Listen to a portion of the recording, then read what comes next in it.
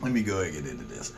Hey, what up? Urban politics. It's a beautiful day in the neighborhood. Would you be mine? Could you be mine? Won't you be my neighbor? Back at it again. It's been a while since I came to you. I got a zillion things going on. I'm over here working 7 days a week, 55 hours a week, trying to make some bread. You know what I'm saying? And that's what it is. And you know what I'm saying? I actually like where I'm at. So I'm enjoying myself while I work. And that's the thing. If you, what they say, if you find something that you love to do, you'll never work a day in your life or whatever. So there it is. You know what I'm saying? So I ain't gonna say all that. I can't wait to retire. But anyway, let me go on and get into the show. Urban politics. We in the building. There's a lot of stuff that I want to run through with y'all. There's a lot that has happened since I got at y'all last time that I want to discuss. So let's jump right into it. Today is 12/3/19, the 3rd of December 2019. I heard that Kamala Harris, or Kamala, whatever, has dropped out of the 2020 race. That's a sad thing. A lot of people were asking me, why did Kamala, whatever, why did she drop out of the race? There's a lot of reasons she probably dropped out of the race. They said the number one thing, my dude just hit me up, a guy with a big brain I talk to all the time. He gonna tell me, you know what he said? He said it's funding. She had no money. I hear that. But then I had heard that she let her sister run her campaign, and people were saying that was a problem. She probably shouldn't have did that because her sister probably didn't have that much experience. And then there was a lot of other things. She had a white husband. She was kind of keeping him in the back for whatever. She was a prosecutor, not a defense attorney, a prosecutor, which means she was instrumental in putting a lot of brothers in California in jail. It is what it is. I talked about that at some length on this show. She's a prosecutor. Prosecutors put people in jail. She in California. A lot of brothers go to jail in California. She the prosecutor. She the one going to be prosecuting and putting them in jail. There's that. But then there's a lot of other people who were like, nah, she was black. She could have did that a little better. Could have been looking out for our people a little bit better and not put all them brothers in jail like she did. There's that. What do you want from me? I'm not from California. I don't know. But that probably did aid in her dropping out of the race. A lot of different reasons, but for whatever reason, she's not in it. There's a whole bunch of people on the Democratic side. So, there's going to be a lot of people who drop out. There's some other people who have dropped out that I haven't talked about on the show because I probably didn't even really know were in the race. There was a guy who just dropped out of it. He was in there for 6 months. He's running for president for 6 months. I mean, that's where we've gotten to right now. People have the idea, hey, I'm going to run for president. They get into it. They see how much money it's going to cost. Unless they're like Bloomberg and they're literally made of money, they say, the heck with this. I ain't got time for all this. So they drop out. So Kamala Harris dropped out. I'm not mad at her. I didn't see her being president. I wasn't necessarily excited to vote for her. I don't know. Probably, and there's a lot of different reasons. It wasn't because she was a black woman, because I would love to vote for a black woman. That's cool.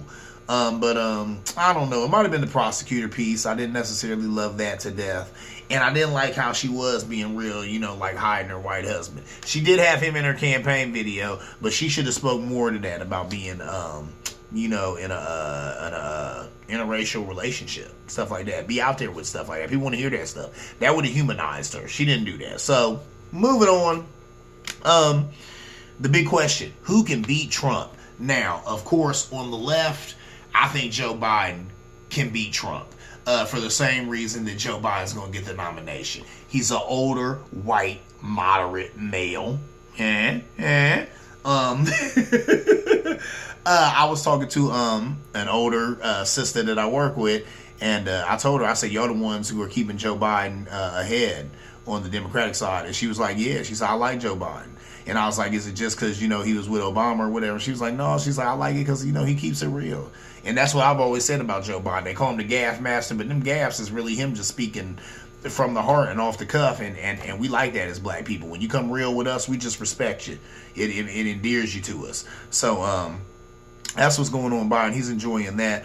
On the Republican side, look, there's a guy named Bill Weld. He said that he was going to jump in the primary against Trump. He's an interesting type of Republican. He's for abortions, supports gay marriage, and I think it's for the legalization of marijuana. Now, if I'm wrong on any of that, like anything else I ever talk about, please, if you out there, hit me up. Give me a little pushback. You know what I'm saying? PhizzedMusic@gmail.com. PhizzedMusic@gmail.com. Hit me up.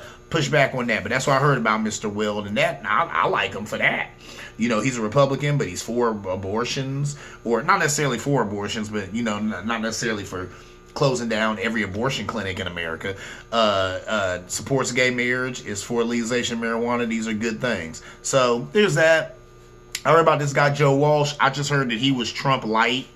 I think I seen him on Morning Joe talking. He didn't say anything that I found too racy, but the fact that people call him Trump light lets me know that he's probably said some old racist things. So, not necessarily feeling that guy, but there's somebody who would primary Trump. This guy, Mark Sanford, he was gonna do it, but he stopped because he had an extramarital affair. Yeah, he kind of stepped out on his wife, and he knew that Trump was gonna bring that all up, and he probably just wants that to really go away. And he's had enough publicity because he was cheating on his wife, and he was governor, and everybody knows about it. So there's that. So that's why he just backed off. He ain't going, you know, try and primary Trump. Kasich and Hickenlooper. That's an interesting last name. Ain't how you forget that. But both of them, they were going to run against Trump. They had these fact-finding committees to see if it'd be a good idea to do it. They ain't doing it. I'm not surprised because they're like everybody else on the planet. They're like me. They're like you. They know. This cult of Trump, good luck getting through it. Good luck. Even if you are a Republican, there is no, I mean, you're just not going to break that seal. Even if you are a Republican, really, I say it's worse if you are a Republican and you have the audacity to go against the new standard bearer of the Republican Party, Donald Trump. So, I mean, I don't know what you do with that. If you're a Republican, there you go. See, there's a trumpeter and a Republican and a conservative. 3 different things right now, 2019. But if you're a Republican and you call yourself running against Trump, good luck. I don't know how you pull that off. That's going to be hard to do because already going out the gate, people are mad that you're not supporting the standard bearer. I mean, there are places that got rid of their primary because they're like, we're just going with Trump. So it is what it is. Man, this guy's got people loving his dirty draws. I think he's horrible. I think he's deplorable. But there are people who love Trump and they will go to the ends of the earth for him. So the fact that Kasich and Hickenlooper were like, we're not going to pour a bunch of money into campaigns that are probably going to go nowhere because people are so far up Trump's, we can't do anything about it. I'm not mad at him. That's just... you don't want to throw good money at bad business, and that would have been bad business. So, moving on. We lost a real one, Elijah Cummings. He passed on. That was sad. You know what I'm saying? He was the leader of the oversight committee, so he was one of the people, doing oversight on all this impeachment stuff and all that, and the president. His parents were sharecroppers. When I heard that, it made me think. You know what I'm saying? My granddaddy Sam was a sharecropper. And I say that's some of the hardest work you'll ever do in your life. And I think about myself sometimes. I'm like, man, I'm a hard worker. And people have said that about me. A good friend of mine who also watches the show, my dude, he'll see this because I'll send it to him. Let's see if you remember. Some of my friends, we've gotten together, and now what we do is we get together on Father's Day morning and have a Father's Day breakfast. And that's something we kind of started last year. We're probably going to keep that going each year. It was great. It was really, really good. See some of my boys I ain't seen in a minute and have a good breakfast, start the day off. But I was at a breakfast and I was telling them, how I was going to work after that, because I was. I work on Sundays. So we had the breakfast and all that. And my one dude said, man, you really going to work? And this is my dude. I've known him forever. This is one of my longest friends I've known ever. This guy, I remember him. I met him in 3rd, 4th grade. He used to come over to my house and help me mow the lawn. I'll just go ahead and put my dude Mandeville. What up with you, man? I love you, brother. Yeah. So he says to me, he like, yeah, you want to work after this? And I was like, yeah. You know what I'm saying? I work on Sundays. And he said, whoa. He said, but you know what, Ed? You always been like that. And I thought about it. I was like, wow.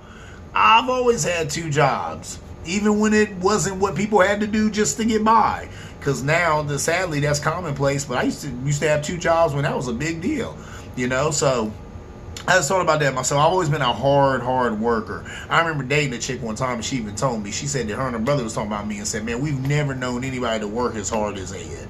You know, that hard work has got to pay off, because we've never known anybody work as hard as Ed. And I don't say all that just, break my hand, pat myself on the back, but I'm just saying that, you know what I'm saying? I do work hard, but I got it from my granddaddy Sam. He was a sharecropper. You ain't going to work harder than that. And that's all I remember about this guy. I was a little kid, of course, when he passed, but I remember just looking up at him, and he was a tall, slender, muscular, dark-skinned man, So there you go, and I'm like, yeah, he was muscular, because he was working himself to death. It's a sharecropper. But that is the blood I come from, and I'm proud of that. You know what I'm saying? I'm proud of that. So I'm like, that's what's up with that. I can feel him on that. So, Elijah Cummings, he was a hard-working man because he came from hard-working people. So, moving on, I want to talk about this brother who got smoked in his house doing nothing by an off-duty police officer. That was garbage. Brother Botham, that's what I've been calling him. That's Brother Botham. You know what I'm saying? That guy, he got killed. The cop, you know her name. You've read the story. You've heard the story and all that. Here's my take on it. If this Brother Botham had so much as a parking ticket, she wouldn't have gotten any time. So she got that 10 years. People salty about that. Hey, guess what? At least she got that 10 years. I'm not going to lie. I halfway didn't expect her to get anything. But when I found out he had absolutely no record, nothing. This guy didn't even have no baby mamas or nothing. Nothing. Nothing. This guy had no pit bull puppies or nothing. He had nothing. This brother had nothing. So that's when I said, okay, she'll probably get something. And they threw the book at her. But unfortunately, when you're a cop, and you murder someone who's in their home chilling, throwing the book at you looks like 10 years. So that is what it is. But like I tell people all the time, if he had so much of speeding tickets, you wouldn't have got that. People were mad because his brother, was on the stand. Well, number one, people were mad because his brother was on the stand. And, of course, his brother was saying he didn't want her to go to jail and that he forgave her. And then he wanted to give her a hug. He ended up giving her a hug. And then the judge, she come out and she give her a hug. People didn't like that. Now, I do think that was garbage. Why are you a judge hugging people in your courtroom? How often does that happen? And why did you feel the need to do it this one time? You with this lady in your courtroom, so you feel like, oh, this is a good thing. I want to hug her or whatever and give her. And I don't think she gave her a Bible. That's stupid. I don't know what the judge was doing with that. The fact that the brother wanted to hug her. Now, let me tell you something. I'm not that guy. Had this been my brother, I'd want her to fry. I did not know this man. I had never met this man. I still want her to fry. Not fry. I don't think she should get the death penalty. But she should get more than 10 years. Because this guy was truly an innocent. This dude had just did nothing to nobody. The one brother who testified talked about all he ever heard this guy do was sing gospel music. So come on, man. He didn't deserve this. So she should have got more than that 10 years. But it is what it is. I would not have been like the brother saying forgive her. That ain't me. I don't have that in me. Maybe he's a better person than me. He's obviously more forgiving, isn't he? He's a more forgiving person. You know what I'm saying? And so he has a more godly nature, I guess, because to forgive is godly. To err is human, to forgive is divine. There's that. But you know what I mean? I'm just like, for people to be mad at him, we can't be mad at him because black people need to understand is that's our nature. Our nature is to forgive. Our nature is divine. It always has been. We've never been savages. We come here and we talk about how we savage and we beast and we do this. And I get caught up in that sometimes too. I'm like, oh, bro, I'm a beast. But we've never been any of that. That's the reason why slavery worked. Slavery worked because most of our African cultures were agrarian, which means we was planting stuff, or spiritual, which means we was praying to a god or many gods. Whatever was going on in our tribes at the time. But nowhere in there is really warrior. Now, there were a few tribes who were warriors, and they mounted fights against slave captors or whatever. You know what I'm saying? And you can see, and that's hard to find. Those stories are hard to find, but they're out there because that happened. And there's that. But by and far, that was not our nature. Our nature is to nurture, and our nature is to forgive and to be godly, to be divine. So that's really what that brother did. Like I said, the err is human, to forgive is divine. That's real. So he showed a godlike quality. wanting to forgive this woman and being like, I don't want you to go to jail. With that said, that ain't me. Like I said, that ain't me. That ain't me. My mother's a minister. That ain't me. That ain't me. Had that been my brother, I'd be like, nah, all y'all gonna give her is 10 years, man. My brother was squeaky clean out here in these streets, and you do him like that. So there's that. But guess what? Black folk, we've never been savage. So don't be mad at that brother for not being savage, because he don't have it in him. Because that's never been our nature. That's just what we got thrown at us when we came over here. Okay, moving on. A lot of people are always talking about Dems have failed black people. And they were talking about that. They were saying that's why Democrats now are looking for immigrants, because they failed black people, and now black people are jumping off the train and becoming Republicans. That's ridiculous. Let me tell you something. Has the Democratic Party failed black people? Sure it has. But guess what? So has the Republican Party. Neither one of those parties have our interests at heart, and they never have. And they never will. They never will. When you are voting for these people, you're voting for the lesser of two evils, and that's it. That's all. That's all. That's it. That's it. It's nothing more. Neither of those parties have ever had black people's interests at heart. Neither of them. Not the Democratic Party, not the Republican Party. Ever. Ever. Ever. You know? So come on now. And that blows me away when people, and I'm like, so really? So you would sit there and your rationale for running to Trump, or even running to the Republican Party is, well, Democratic policies have failed black people for years. So have Republican policies. Welcome to America.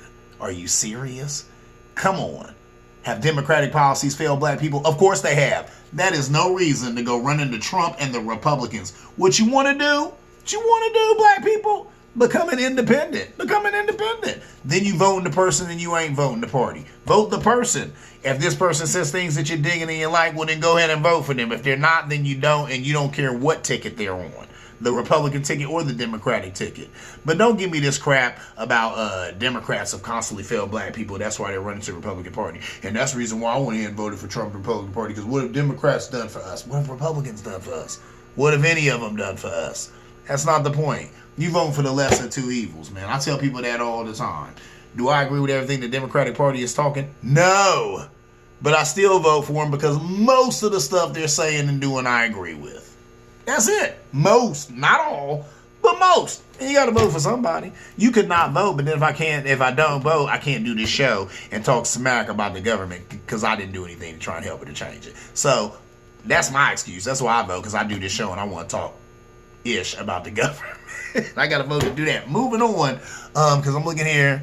Yeah, I'm running out of time. I don't want to keep you long. I got to talk about Mr. West. Kanye West. Man, this dude. I've been a fan of the music for years. I got all the albums like all the rest of y'all. As of lately, though, he's been doing some troubling things, saying some troubling things. Got all up Trump's butt. Got this church.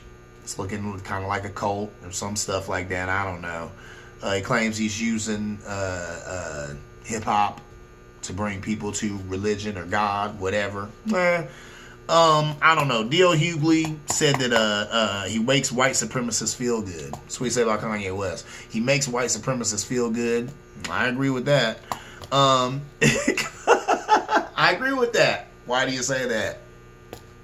Here's a guy talking about slavery was a choice. I just told you why slavery came off, because the nature of black people is not to be warlike. So when war came at us, we was kind of inept to deal with it. But this guy talking about slavery was a choice, that's stupid. All other types of dumb stuff that he said or whatever. Talking about he's running for president in 2024. I could believe that. I was telling people, I was talking to a guy today, a friend of mine, good friend of mine today. I told him, I could believe he's running for presidency in 2024, because right now what he's doing is shedding his liberal following. He's like, what? I said, oh yeah, that's what he's doing. He wants to get rid of brothers like me and you and some other cats who actually have brains in their heads and who like his music, but they're not the type of people to just get sucked in by what he's saying or whatever and all that. We're not necessarily in love with him, but we like the music. Want to get rid of them. He wants to get people who are into him, who are into the cult of Kanye. That's what he want to do. Get those people. And the reason he's up Trump's butt is because he's learned something from Trump. When you have a base, you can do anything. You can do anything if you have that base. You just have to have these 5 or 6 or 7 or 800 or 400 million people who mess with you. Whatever you do, they on. So that means if you put out music, they buy it. If you putting out dietary supplements, they're buying them. If you put out clothes, they're buying them. If you run for president, they're voting for you. See what I'm saying? When you got that base, you can do a lot of things. And that's what Kanye's doing with this church, with all this land in Wyoming, talking about building some affordable housing or community housing or whatever. That's what all that's about. Building his base. When you build that base, you can do whatever you want to with that. If you got 600,000 people who are digging you, you can do whatever you want with that. You can start selling t-shirts tomorrow. Excuse me. You can start selling t-shirts tomorrow and be a rich man because you got 600,000 people who are going to buy a t-shirt. You hear what I'm saying? Think about that. That's a lot of power. That's how it goes around here. That's how it goes with politics or anything else. You either got money or you got people.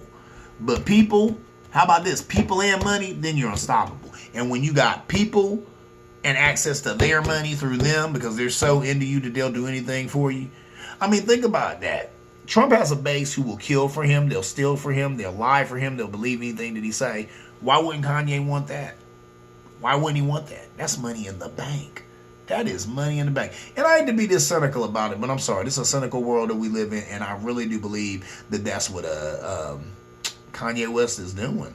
I think that's what he's doing. He's building a base so that he can do all types of crazy little ill stuff he wants to do. With that said, Jesus is King, the album. It's dope. That album good. That album's off the chain. I can't lie. Look,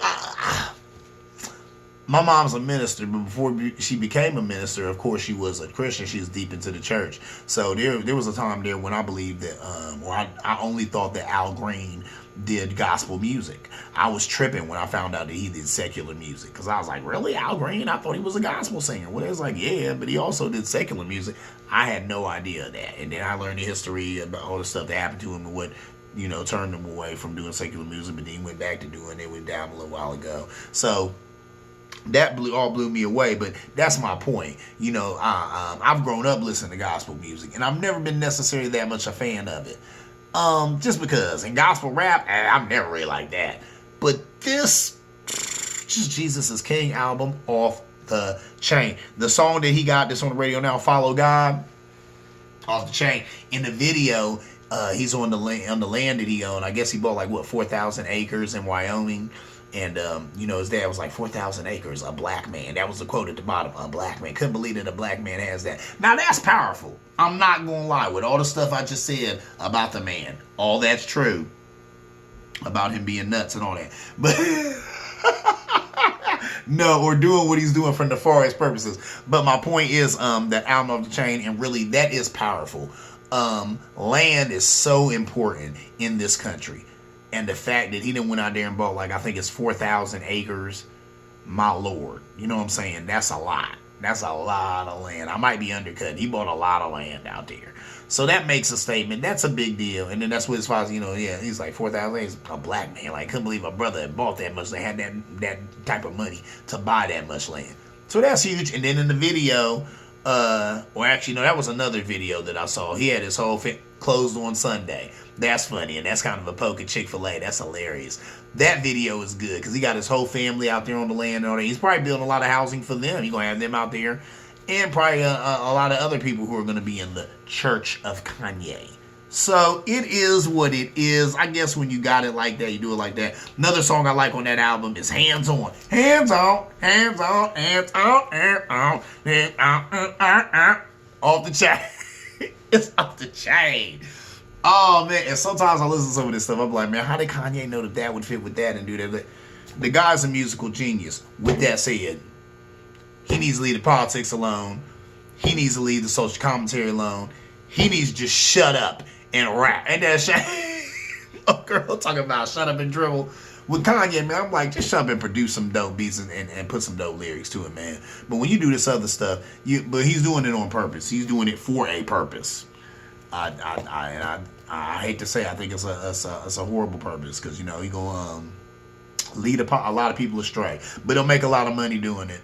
Oh well. Moving on, the last thing I'm gonna deal with is my dude, the Yangster, Andrew Yang, the guy who wants to give every American over 18 $1,000 a month. He would call it earned income, or was it government earned income, or something like that. I think it's a great idea. Like I said, that's really that's true socialism. That is the government breaking bread. So what the government needs to do is break bread with the American people. And Andrew Yang is a person who's pushing that. With that said, he raised $750,000 in one day. That's deep.